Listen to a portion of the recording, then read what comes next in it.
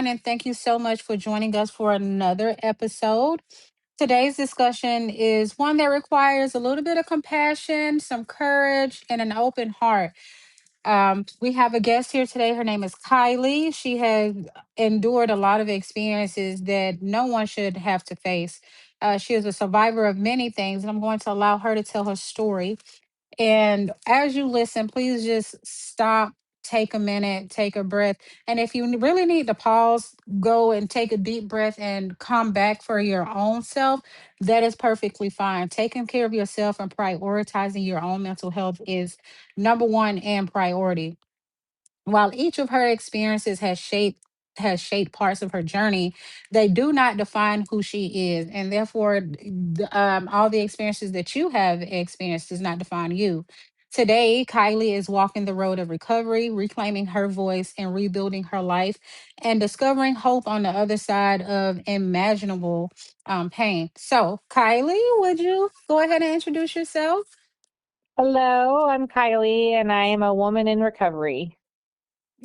That is awesome. So, Kylie, tell us a little bit about your recovery and what you're recovering from. I am actually like co-recovering from a handful of things, domestic violence, sexual assault, and all the mental health struggles that come along with those. I'm also recovering from a drug and alcohol addiction, Mm, and I do 12-step programs combined with my relationship and a faith in my higher power. okay. Those are very strong things, especially your higher power and your faith. Those are strong foundations to help you cope and move forward in life. If you don't mind, and please share as much or as little as you feel comfortable with doing. And don't feel pressured under any circumstances. I know we kind of talked about this before, but I do want to just put it out there just so that you and whoever else is listening understand that we're here to respect you, your time, your space, and your experiences. And I really just thank you for being open and vulnerable enough to share your journey with me. Thank you. So first, so the first question: tell me a little bit about the drugs that you are recovering from, what you engaged in. I actually was introduced and had a handful of experiences with drugs like at an early age. Mhm. Um, while I was still in like elementary, middle school, I was exposed, through acquaintances to like marijuana and alcohol, that I didn't really none of the um struggles with those actually stuck like early on. It was just kind of more dabbling. I Mhm. also was exposed and experimented with what they called crank when I was like 13. So yeah, by the age of like 13, 14, I had tried marijuana, alcohol, and crank. And I guess like my mom's way of handling things was to just ground us and move forward. There wasn't really any intervention like with, deciding if we were, like actually struggling with, like addiction or anything. And like the problems didn't persist. So it wasn't until the summer before my senior year of high school where I was kind of keeping an iffy crowd of people and just kind of looking for my place in life, looking for acceptance and where I found that I fit in. And I kind of, there was roadblocks everywhere where I went. And so the group of people that I felt most accepted by were meth addicts. And I decided after a while to kind of, just give it a go and experiment and see what was so good about that drug that, people like, the guy I was dating or whatever had put in that before me. Mhm. And I struggled for the next 2 years with methamphetamine addiction, um, and got abstinent on my own Mm-hmm. when I was 19. Um, had a long period of abstinence and trying to rebuild my life with my higher power, but still had not been exposed or introduced to like recovery in a sense of like a 12-step program or Mm-hmm. meetings or sponsorship. Um, so it was in my later, like in my adult years, my late 20s, when after a long period of abstinence and I was like reintroduced to the party scene with alcohol. I never went back to like the methamphetamines or anything like that since I was 19, but I was introduced to cocaine, and that started a whole nother heap of problems for me. And I guess I kind of justified that in a sense that it wasn't like a harder drug, even though my life completely went downhill and became unmanageable very quickly. Okay. Do you feel like I know you said that you was introduced to these drugs by some peers. Do you feel like there was something missing in your childhood, or do you feel like there was some traumatic experiences that kind of prompted you to go down that road and encouraged you to stay on it? Um, yeah, there was definitely traumatic things that happened in my childhood. But when I try to trace the origin, like even back before those traumas that I can remember, I still remember always just having a sense of like worthlessness and just not feeling enough or Mm, like I fit in, like honestly, like since birth, since as far back as I can remember. mm-hmm, And then the traumas that came into my life kind of compounded that feeling. mm-hmm, When I was 11, I was sexually assaulted by a family member. And after that, I was just really vulnerable, putting myself in situations looking for love and attention mm-hmm, that continued to, put me in situations to be sexually assaulted or mm-hmm. used in that way. Okay. And when you say that, excuse me, when you say that you just felt just worthless and not enough from birth, do you feel like you were neglected by your parents, or do you feel like this is just something that was just inherently instilled in you from birth? I think it may be like a mix of the two. Mm-hmm. My mother was very like emotionally unavailable, like while we were growing up.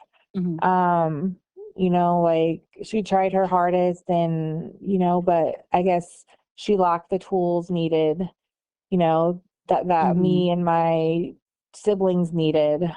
Mm-hmm. I had a wonderful grandmother and grandfather who were like my mom and dad, who just, like poured all the love and light into us, like, growing up. And I don't know, like I do feel like maybe I always needed like a stronger connection with my mom growing up that like I never got. And Mm-hmm.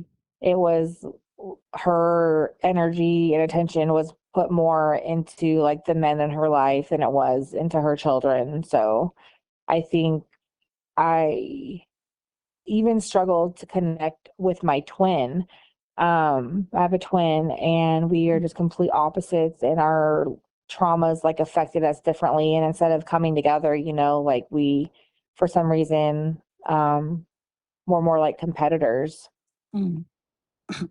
That's interesting because a lot of times when you hear about twins, they are really close and they're really they're close basically, and Yeah. they're more able to understand each other and more able to support one another. How do you feel like that impacted you in your journey? I think that it solidified my feelings of Mm, being alone in this world. mhm, I don't recall my parents, my mom, or like really even my grandparents ever sitting down and talking to us about the importance of being bonded together and, like being are each other's, friends and protectors. Those talks were never had with us. And Mm-hmm. we were just kind of left to just, duel it out on our own, I guess. Mm-hmm. It sounds like, and please correct me if I'm wrong, it sounds like maybe there was some generational trauma. A lot of times, generational trauma, things that we don't experience firsthand, we can experience vicariously through our parents. And we experience those through our parents by them continuing the tradition that their parents continued. And it doesn't necessarily say that they were exposed to it directly. It just shows that this is the lack of communication, the lack of understanding, the lack of empathy, the lack of showing compassion, the lack of really being able to connect with your child. That's a traumatic experience that that can be passed down.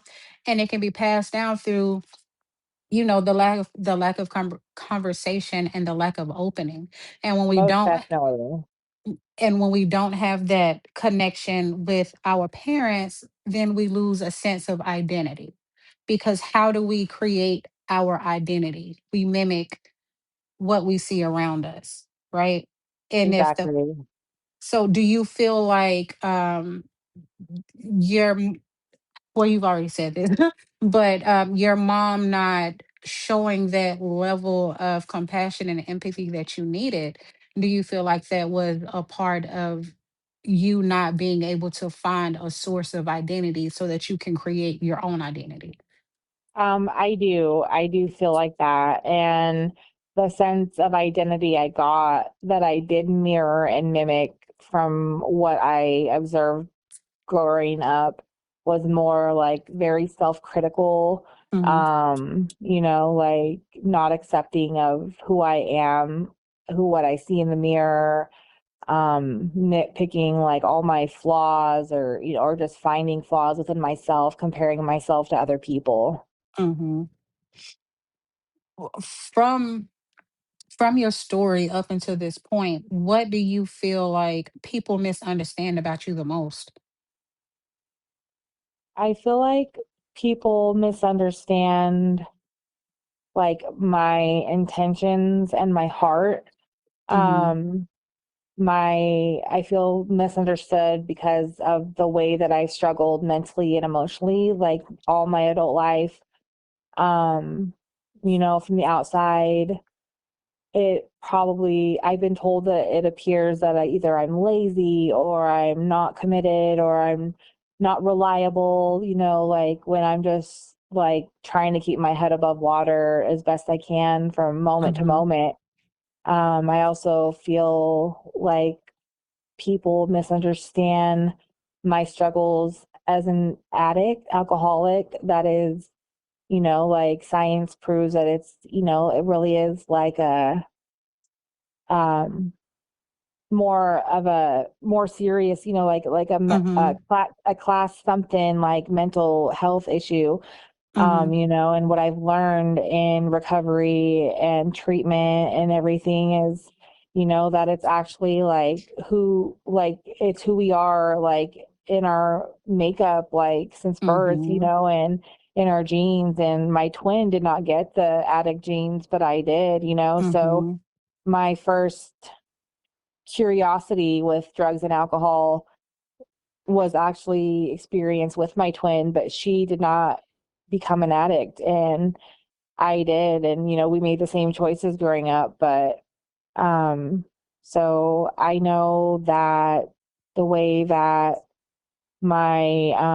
even my twin views me, or like my daughter's father views me, is very like, it's a moral failing, and like, my mental health struggles are just like character flaws in my makeup, instead of like, hey, like let's give her some compassion, like she's doing the best she can with what she has. And I've grown immensely in my last few years with recovery and therapy, and you know um holding myself accountable, and just trying to work through, like you said, generational traumas, and just to be the best version of myself I can be for my daughter and for people who I cross paths with. Mhm. Thank you for that. I call, and you touched on something that I often speak about with my own, clients and family members, because I do have a long line of recovery in my own family. And I like to tell people, I call it the light switch effect, right? Like, you can go your whole life without trying drugs and you can say, I'm not addicted to anything. But that one time you try it, some people, everyone has the gene, right? But some people can try it and that light bulb, that light switch is never flipped on, whereas other people, you try it and that light switch is flicked on, and once you flip that light switch on, it's like your light bill constantly runs up. Yeah, That's and it's really hard. I don't know if you have ever lived by yourself, and then, well, you have, I don't, if and you've lived with other people, right? So you live by yourself and your light bill is stable, it's one thing, but then you move in with other people or people move in with you and you start seeing your light bill go up. That's a hmm, lot like turning on that gene and introducing and trauma being introduced into your life. The more trauma, the more vulnerable you are to these addictions and to, it being even more difficult to turn that light switch off. So I definitely agree, and thank you for pointing it out, because a lot of people don't understand. A lot of people look at, people who are addicts or homeless people, and they say, well, why can't you just get a job? Why can't you yeah, just make better decisions? And it's like, chemically in my brain, that's what I'm struggling, and I have to work extra hard to do what you're able to wake up and do. most definitely extra hard. Every day it's a struggle, Hmm. but it is not impossible. And I'm so proud of you for taking that step and learning how to be accountable, because we can go through our whole lives, but the most hard and vulnerable thing is actually sitting with ourselves and recognizing, like, you know what, I actually did cause that on myself. Like, okay, I'm accountable for that action that I made. And I'm also accountable for rectifying my wrongs and getting back on the right path. So I admire you for identifying that within your own life and getting and turning it around, so to speak. Thank you. Of course. So, what do you feel like you are carrying that no one else can see?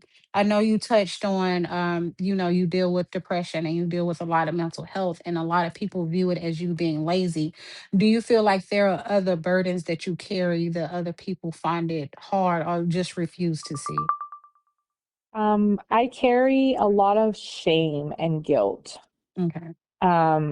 I blame myself for um, my struggles, for the choices I've made or for, um, I struggle really with loving myself and accepting myself for who I am. I'm definitely working on that every day. But my whole life, I haven't really thought too highly like of who I am, and not just who I am or what I am, but like who I am like at the core of my whole Mm-hmm. being, like I feel I have like an underlying like feeling that like who I am at the core is like unacceptable.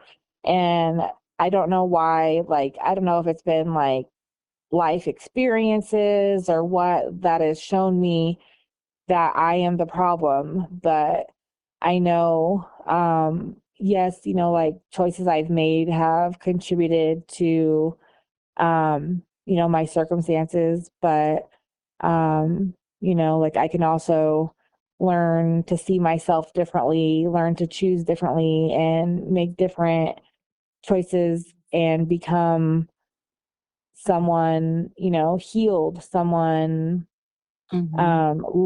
who loves myself and accepts myself. Mm-hmm. I like that you said that at your core, you struggle to you struggle to really identify who you are at your core. How do you feel that plays a part in in your recovery? Well, always struggled to know, like, with knowing my identity, like, who am I? Where do I Mm-hmm. fit in? Like, and am I capable? Like, can I do this? Oh, I failed here, I failed there, um, then I must be a failure. In recovery, I'm learning that I'm a healing mom and I am Mm-hmm. capable. Mm-hmm. Um, I can do hard things, and I'm learning to reshape the way I view myself and I view my abilities. Mm-hmm. And sometimes, I've kind of explained it like this, like, those little toys that kids have, and they have the different shapes, the circles, the squares, the stars, Mm-hmm. and you put a star shape into a star hole, and it goes in perfectly. But I've been trying my whole life to put, the star into the square, or the circle into the star, and like they don't fit. And that's just kind of like been how I felt that my life has gone, trying, like, is this who I am? Nope. Is that who I am? Nope. And as I grow, as I heal, as I choose recovery on a day-to-day basis, I'm learning that my identity is in my higher power. Mm-hmm. Mm-hmm. I like that. Um, so with grief and loss, what did grief look like for you before you knew it was actually grief within your Um, addiction? Grief looked like cradling my 5-year-old daughter in my arms as she slept, bawling my eyes out because I knew the choices I was making, I was going to lose her, but I didn't know how to change. Mm. Oh, Um, that's powerful. And I say that is very powerful because in the moment, even in the thick of everything, in the deep of your addiction, you recognize that this is what you want to do, that you recognize this is what you needed to do, but you in that moment you saw your higher power and you said, I don't know how to do this and I need help. By crying and releasing that, you were able to say, this is what I know, and I don't know how to do it. I don't know how to get there. How do I get there? And while it might not have happened right then and there, you have already put it out there to your higher power and into the universe and said, I need you to order my steps and guide me on the right path. And slowly but surely, it might not have happened then and there, but over time, things began to change. Or how do you feel things after that began to change for you? What did it look like? um, like you said, it did not happen overnight. I continued to make choices that did result in me losing my custody of my daughter at the time. Um, it completely, like, wiped who I thought I was, as a mother. Mm-hmm. I grieved the loss of my living child in a sense because Mm-hmm. I could not see her, could not raise her, could not be a part of her life. I didn't know who I was anymore. Um,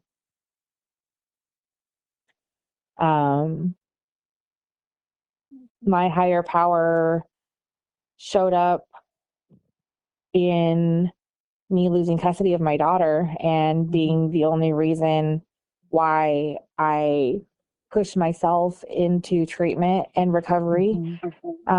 All the pain and resentment that I have had towards her father was really a blessing in disguise.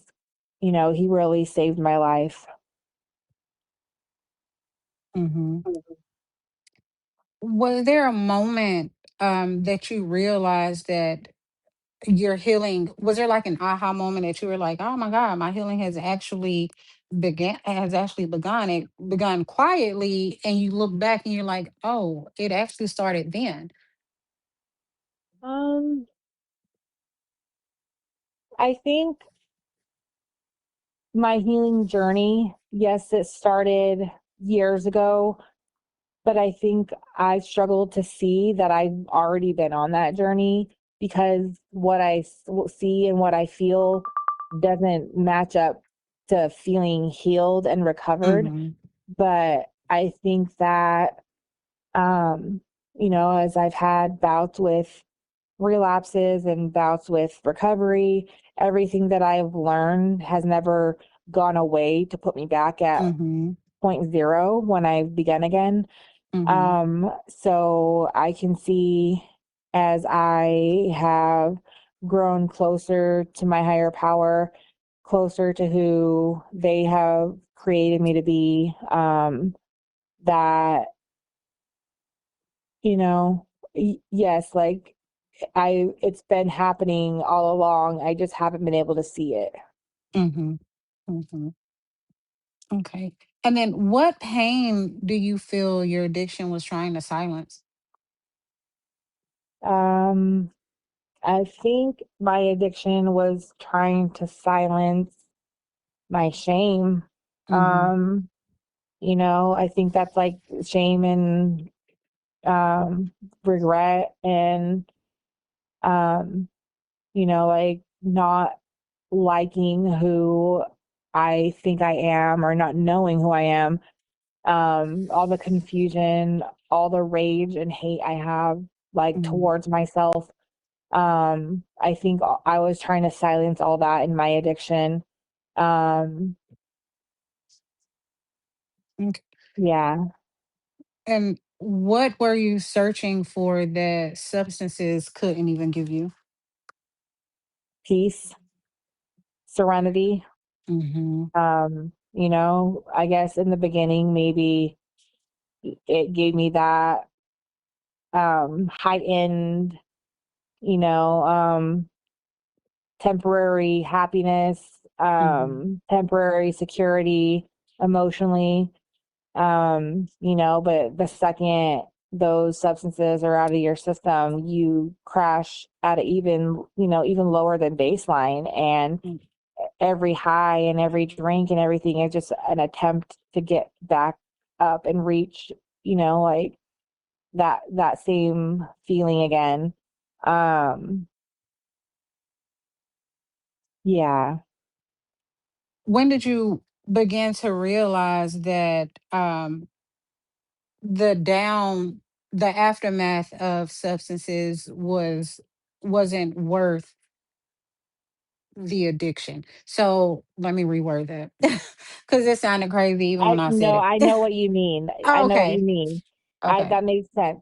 What really showed me that the aftermath and results of addiction are not worth it is so I have going on a year sober. August 18th is my clean date. Congratulations. Around. Thank you. Um, and I justified my alcohol use because I'm like, hey, this is legal. This is acceptable. I'm not using any illegal substances anymore. And alcohol took me to an even lower low than the drugs did. Um, I got to a point where I was so sick with alcohol withdrawals that I could not function without putting alcohol into my body. I could not fall asleep at night unless I drank myself to sleep, and I could not stay asleep in the middle of the night until I had more to drink. My alcohol withdrawals would wake me up at 3 a.m. every morning, and I would just be miserable laying in bed, tossing and turning until the liquor store or the mini mart next to my house opened at 6 a.m. and I could walk a few blocks and, get the cheapest beer I could, the cheapest one with the most alcohol content. And I could go back to sleep. I didn't know that it was like alcohol withdrawals. I thought I was like just losing my mind, the DTs, the auditory and visual hallucinations. And like, Mm-hmm. I was like, man, like I'm really, my mental health is like, this is it for me, until I was recommended by one of my doctors, hey, like those are alcohol withdrawals. You need to go in and there's, they can help you with meds, they can help you detox, they can help you get through this. And I think I always chased substances, especially alcohol, to fix my Hmm. mental health, to give me that peace, that confidence, that serenity that I did not have, like sober minded. Hmm. But it worked in reverse for me. And it no longer was giving me what I was searching for. So once I realized that if I continue to put this poison in my body, I will have even less sanity, peace, serenity than if I just stop drinking and, get myself some abstinent, days together. That is the only thing that I think I cling to that keeps me from going back to alcohol, is because I know that my mental health will not improve at all if Hmm. I put a substance back into my body and restart everything all over again, because addiction is a fatal and progressive disease. Hmm. I will progress to jails, institutions, and death. Okay. And then I do just want to, I know you spoke on the symptoms of alcohol withdrawals, and were there any other withdrawal symptoms? I really want to just, because for anyone that is listening who are experiencing some of these phenomenons, and you're just thinking, as you said, I'm going crazy. Alcohol withdrawal can be dangerous. You can have seizures, and you can Yes. definitely die from alcohol withdrawal. So I want you to kind of touch on any other withdrawal symptoms that you had, and then of course I'll go through the different symptoms of alcohol withdrawals, but from your perspective. By the grace of God, I did not have any seizures, but I know I very well could have had if I did not go into the emergency room and get some Mm-hmm. medicine to help me get through those withdrawals. In Mm-hmm. addition, so it's not like I was necessarily seeing or hearing things that weren't there, but like Mm-hmm. little like noises, like I kept thinking that I was hearing like an iPhone vibrate. They ring differently than Androids do, and I don't have an Mm-hmm. iPhone. And then like, I live alone, and I just kept feeling like, as if I had company, somebody was walking in from my peripheral, and then it kind of startled me. And then I'd be like, oh, like that was nothing. But just little things like that. Really bad shakes. Mm-hmm. If I went, more than a few hours without alcohol in my system, my hands would be shaky, and I would just feel extremely, extremely anxious. And uh yeah, those were my symptoms. Okay. So alcohol withdrawal can definitely take up to like 72 hours. And typically, whenever people go into the hospital for alcohol withdrawal, they keep you there for 72 hours. They have to put you on what they call a CWA, and the CWA, it monitors your symptoms and see how advanced your symptoms are, or how low your symptoms are. And some withdrawal symptoms can range from mild to severe, the most mild being like anxiety, irritability, some tremors, the shakes, but they're not like you described in your hands, some sweating, headache, and nausea, losing appetite, increase in blood pressure, and difficulty concentrating. And you said the insomnia, which is definitely difficulty sleeping, or insomnia is one of the ones for mild. For moderate, it can be increased sweating, more, even worse tremors, and even worse tremors can be in the moderate and the severe, fast heart rates, elevated blood pressure, confusion, mood swings, and all of them, especially if you already have difficulty with mood swings, that can be a number, and it can increase even worse. And then sensitivity to light, sound, or touch, and hallucinations, like seeing things, hearing things, and feeling things that aren't there. And then, whenever you should definitely seek treatment, is when you start to have seizures. This is the most severe and life threatening. And typically can occur within the 72-hour mark. Severe confusion or disorientation, some agitation, fever, heavy sweating, and hallucinations, and significant changes in blood pressure and heart rate. And I don't, not too many people know about, long term alcohol exposure. It can cause what we call wet brain.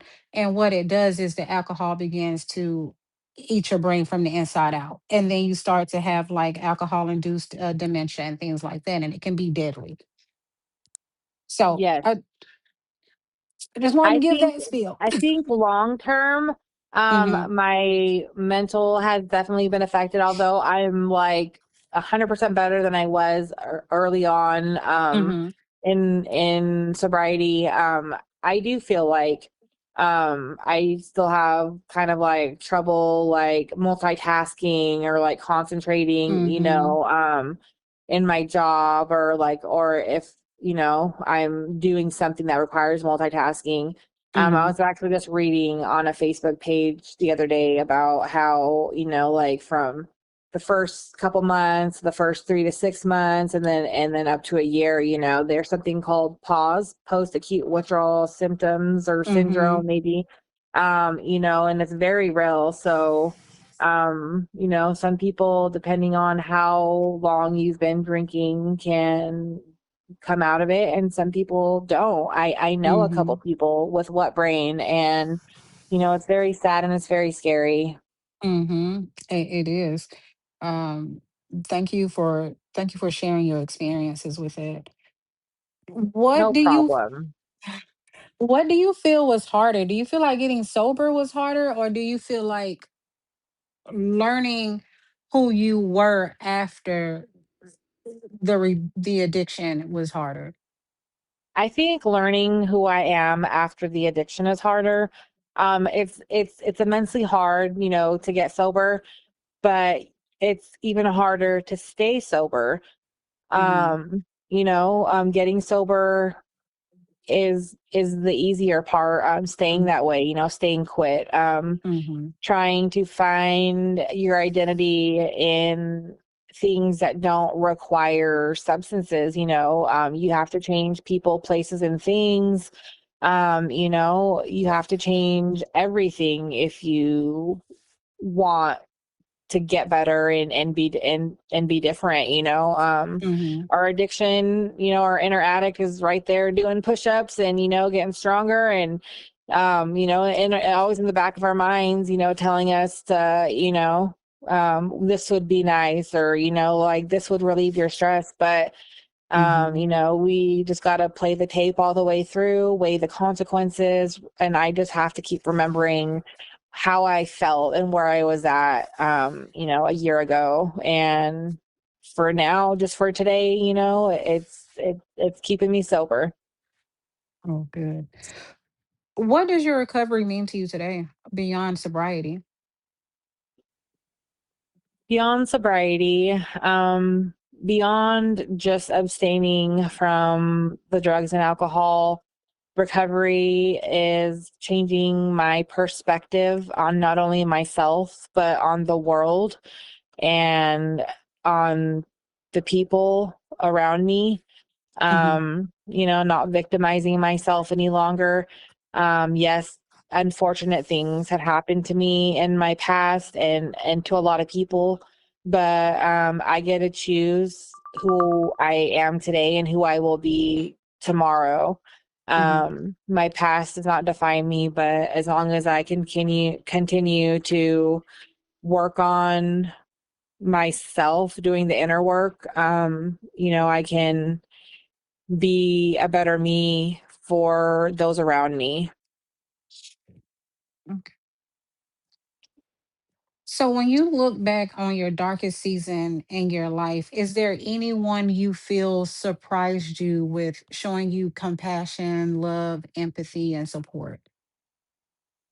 Yes, a mutual friend of both mine and yours did Mhm. completely surprise me and show up for me in my darkest Mhm. moments about a year ago, a little over a year ago. And um, there had been some things that had put some distance in our friendship, but her dedication to her own recovery and to her line of work, she just reached out to me and helped me stand up on my own 2 feet again and helped me with resources. And it's still continuing to be that pillar in my recovery today.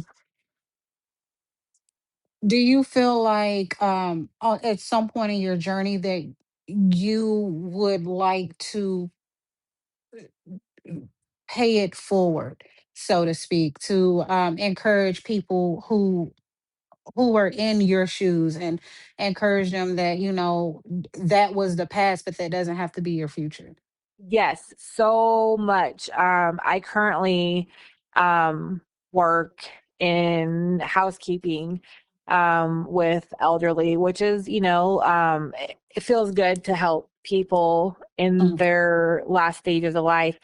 But I've really wanted to, I considered going back to school to be like an SUDP, but mhm. outside of having to go back to school and all those hours and everything back in school, I actually have started applying for peer support positions in Oh, nice. local organizations to me here. Um, Through different mental health facilities or treatment facilities. And I am so passionate about like paying it forward to the next suffering addict, Mhm. alcoholic, trauma survivor. I really hope I'm in the process of hearing back from a few places I've applied for. So fingers crossed. Ugh, girl, you got it. Fingers crossed.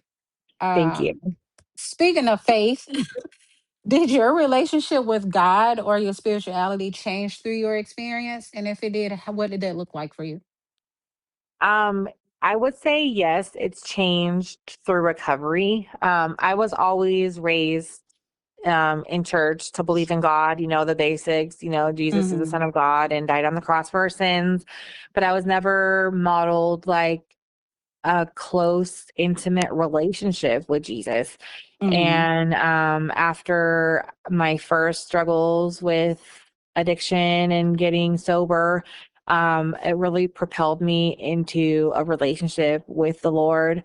But I think I was actually pointed out to me by a friend in recovery a few years back that the 12 steps, Hmm. there's a step, first step, we admitted our lives are unmanageable and we're powerless.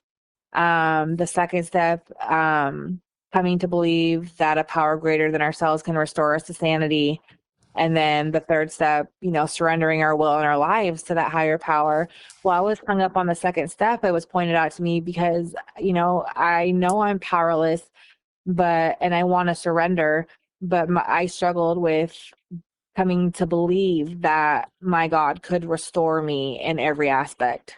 Hmm. But that is a work in progress. And I am, working through those fears. What what about it do you feel you struggle with? I know you said him restoring you, but what about it do you feel is your biggest struggle? Why do you feel like you're not worth saving, or do you feel, you just tell me how you feel about that. Give me a little bit I more detail. do think I struggle with feeling like I'm worth saving, worth restoring. Mhm. Um, yeah. And I don't know why, everybody else tells me, differently, but I struggle to see myself through other people's eyes, through my higher Mhm. power's eyes. I see Mhm. myself through the eyes of my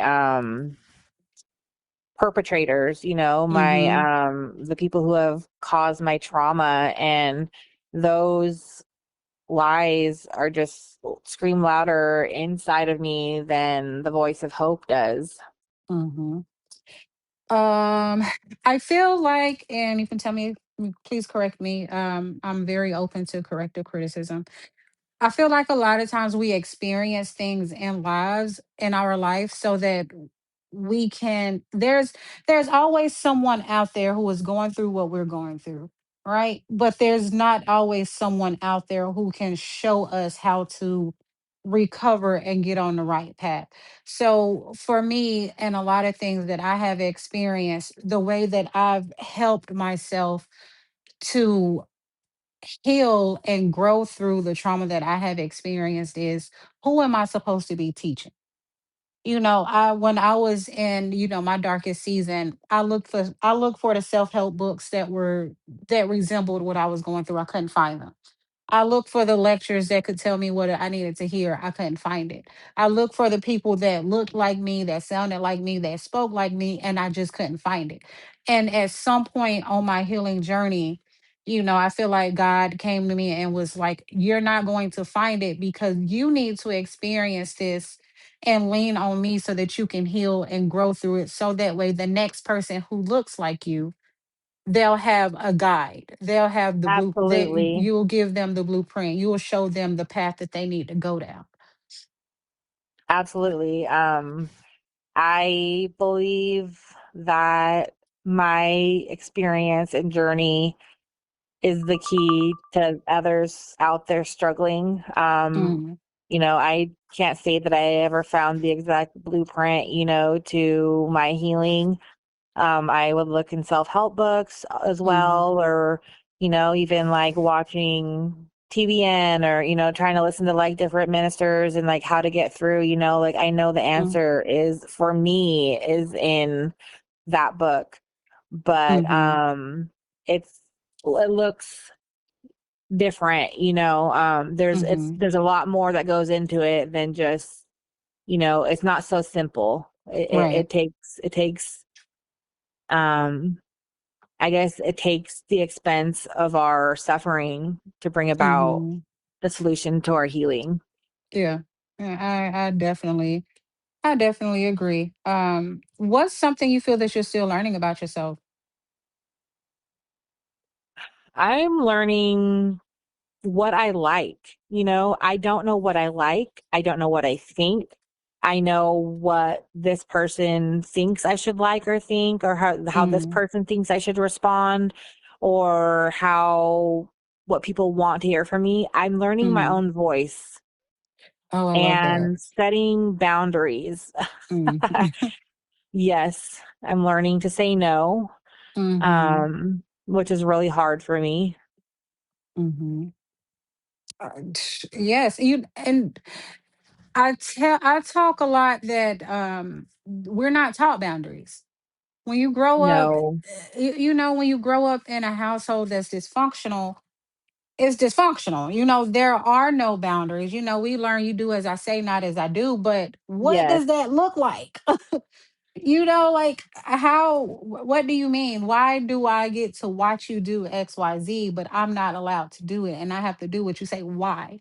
We're not taught that it's okay to open up and express ourselves in a respectful manner. We're not taught, and I feel like the lack of boundaries also comes from rooted in our childhood. We're not only are we Yes. not taught, but we're also told that our feelings and emotions and Are our invalid. yes. Yes, Yes. most definitely. So, what do you feel today brings you joy now? I think the thing that brings me the most joy is my 15-year-old daughter. Mhm. I just am so in love with her. And falling in love with who she is teaching me to be. Mhm. I learned so much from her. We're becoming our own people together. I love that. And then we're almost there.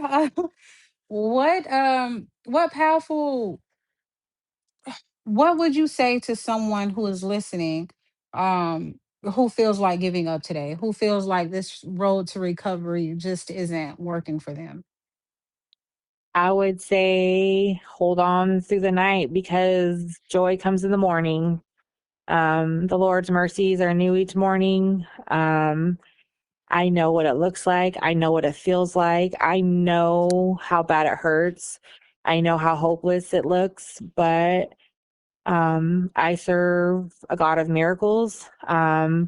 You are strong, you are kind, you are enough, and don't give up. Keep putting one foot in front of the other, doing the next right thing, and you will come out on the other side. Okay.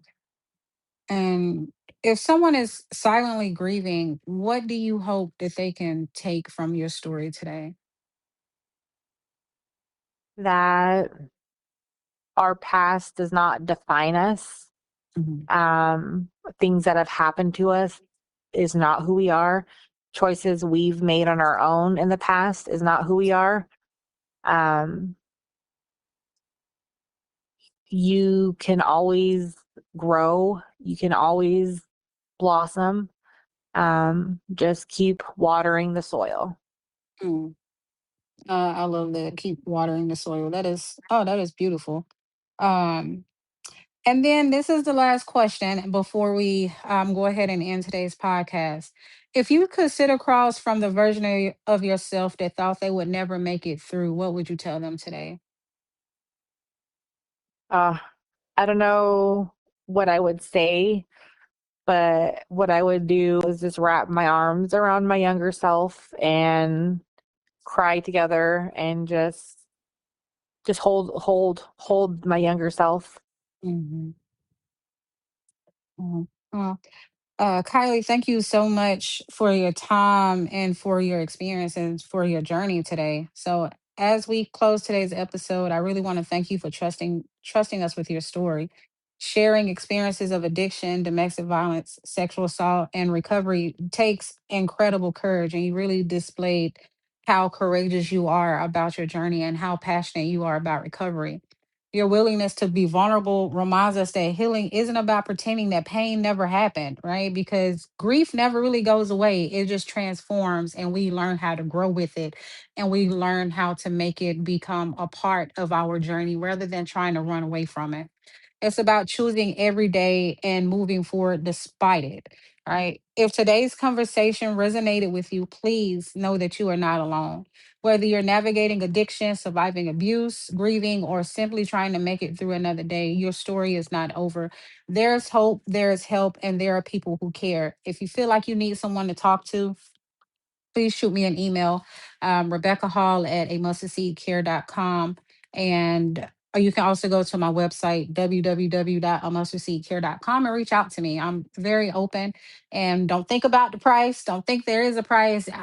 We can work through we can work through it together. It's more about getting you help and getting you on the road to recovery and getting you some resources that you may need.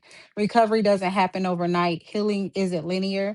There will be drawbacks, there will be victories, there will be moments of doubt, there will be anger, happiness, and moments of incredible strength. Give yourself permission, give yourself space, capacity, compassion to celebrate every step forward, no matter how small progress is.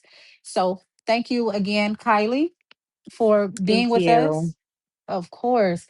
And then to our listeners, thank you for spending this time with us. If this episode touched your heart, consider sharing it with someone who may need to hear it. Sometimes one conversation, one story, or one moment of hope can change the course of someone's life. Thank you guys.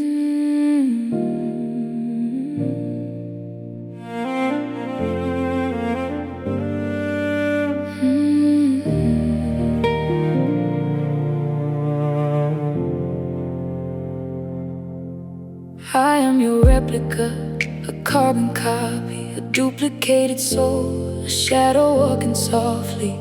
Your mirrored forgery, reflections in my eyes, searching through the fragments of inherited goodbyes. You prayed for me, you prayed to me,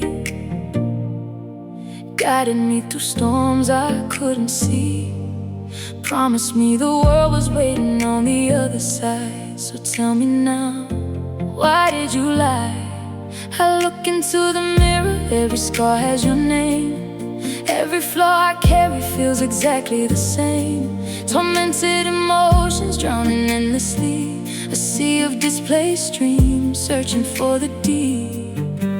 You built illusions in the corners of my mind. They grew roots and became my life in time. I fighter by nature, born ready to survive. Yet somehow you were the one who knocked me out inside. Pull your matches out, torch the boxes, held my fire down. Burst out the box, there are no seams. Break these chains, awaken dreams.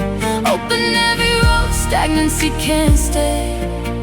I'm reclaiming every piece they took away. I still hear you calling me, praying for me, praying to me. But my name is no longer the same, and addiction can't stay.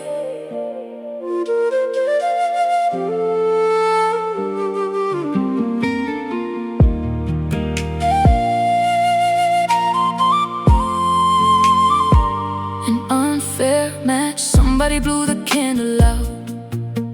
Left me standing in the darkness filled with doubt, carrying burdens that were never mine to hold, trying to turn inherited ashes into gold. Your voice still echoes through the hallways of my soul, but healing taught me I don't have to play the role. I honor where I came from without becoming pain, breaking every cycle running through my veins. Oh, you built illusions in the corners of my mind, but truth arrived and opened up my eyes.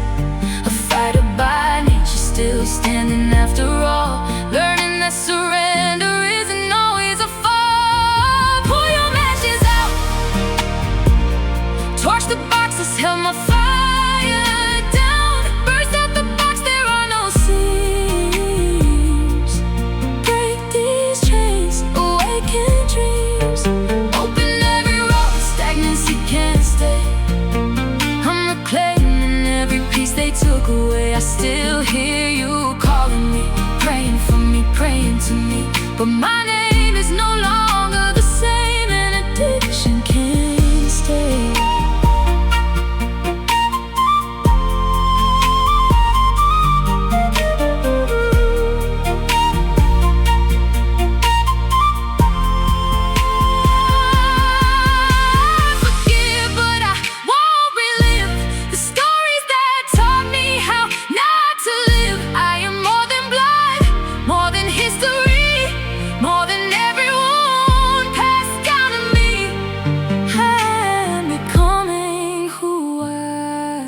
Meant to be,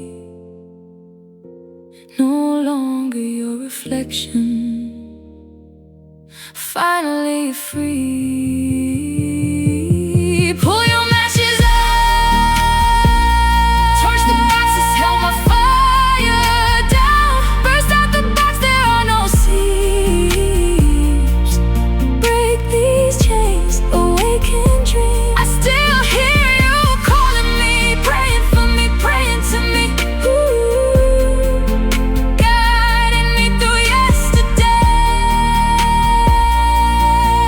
But addiction can't stay.